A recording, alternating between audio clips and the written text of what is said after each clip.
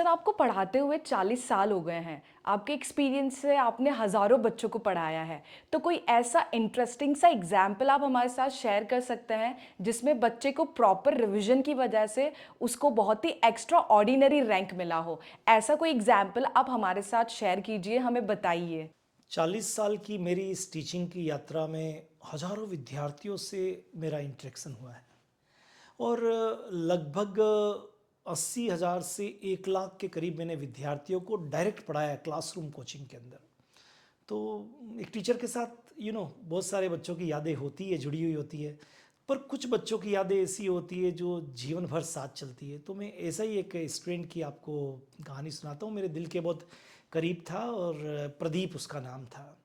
तो प्रदीप क्लास का बहुत ही अच्छा बच्चा था, स्वीट बच्चा था, बहुत टैलेंटेड था, बहुत इस डेडिकेटेड था और डिसिप्लिन था, आज्ञाकारी। कह दो ये करना है तो वो करना है।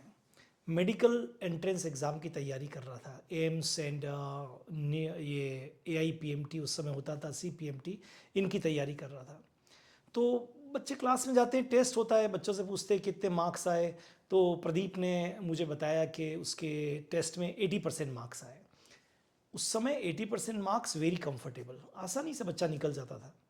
बट प्रदीप एक ऐसा बच्चा था, उसके 75 आए, 80% आए, 85, वो कभी संतुष्ट नहीं होता था। तो उसने पूछा कि सर मैं और ज़्यादा मार्क्स लाना चाहता हूँ, मैं क्या करूँ? तो मैंने उससे कहा कि आप रिवीजन ज़्यादा करो, बार बार रिवाइज करो, और जो आपके इंटरेस्टिंग टॉपिक है, जो आपके अपने हैं भाई, उसको तो अपना बना लो, जो आपके नहीं है उसको बनाने से क्या फ़ायदा। टीचर कहते हैं कि क्लास में बात हो गई, किसने लिया किसने नहीं लिया मुझे कुछ नहीं मालूम। बट प्रदीप, जब फाइनल बात आई कि अब तो एग्ज़ाम देना है मेडिकल का आने वाला, उसके पहले जो फाइनल टेस्ट होते थे हमारे कोचिंग में, फिर उसके जो मार्क्स आए तो 98% के करीब मार्क्स आए। तो प्रदीप से वापस पूछते ही ये लास्ट के अंदर, तो मैंने पूछा कि भाई ये कितने मार्क्स इंप्रूव कैसे हुए? तो उसने बताया सर आपने बताया था, मैं तो भूल गया था। बताया था कि रिवीजन करो और जो आपके टॉपिक, आप टॉपिक वाइज टेस्ट दो और जिस टॉपिक में प्रॉब्लम है उसको क्लियर करो। तो मैंने अपने उन टॉपिक्स, जहाँ जहाँ मैंने टॉपिक वाइज टेस्ट दिए और जिस टॉपिक में प्रॉब्लम थी उसको मैंने ज़्यादा फोकस किया, ये है। फिर प्रदीप का एम्स में सिलेक्शन हो गया और ऑल ओवर इंडिया में सेकंड रैंक आई। तो ये मेरे को इतनी इंटरेस्टिंग कहानी लगी। इससे 3 बातें मैं हर बच्चे को कहता हूँ सीखनी चाहिए कि आप, जो टीचर आपको पढ़ा रहा है उसको पढ़ाना है, उसके पास चमत्कार नहीं होता है, उसके पास और कुछ नहीं होता है। जो होता है वो बच्चे के पास होता है, बस वो कितने बच्चे उसकी बात को समझ पाते हैं, जीवन में उतार पाते हैं।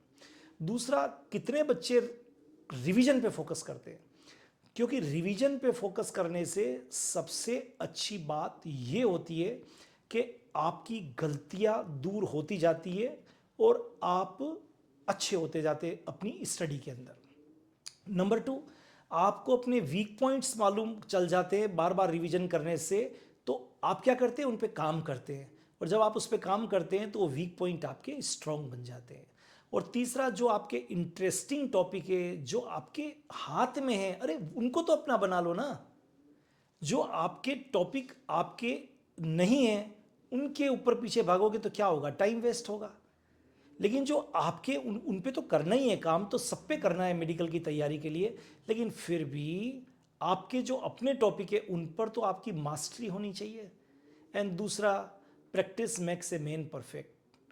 प्रैक्टिस आपको करनी ही पड़ेगी। यही काम प्रदीप ने किया था, 13-13, 14-14 घंटे, और एग्ज़ाम के टाइम में 15-16 घंटे। क्लियर?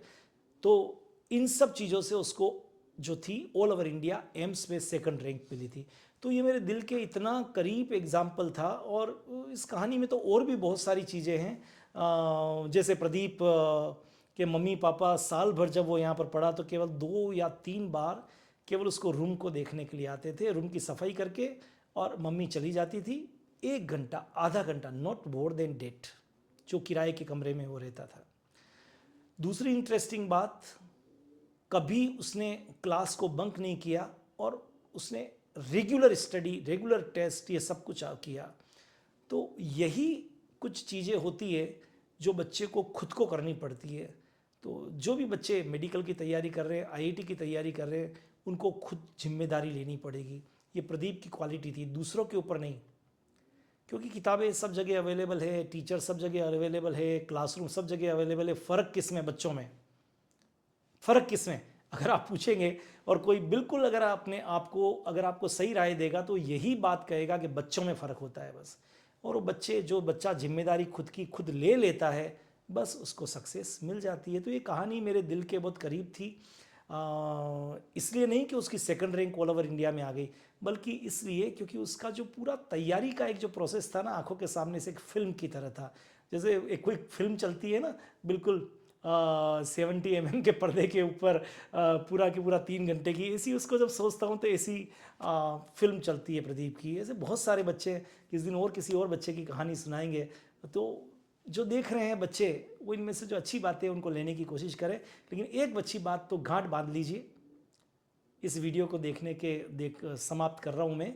लेकिन एक बात गांठ बांध लीजिए कि अगर आपको मेडिकल, आईआईटी या अपने बोर्ड एग्जाम में या किसी और कॉम्पिटिटिव एग्जाम में अगर कमाल करना है तो खुद को खुद की जिम्मेदारी लेनी पड़ेगी। दूसरे को जिम्मेदारी देने से कुछ भी होने वाला नहीं है। Thank you so much, all the best.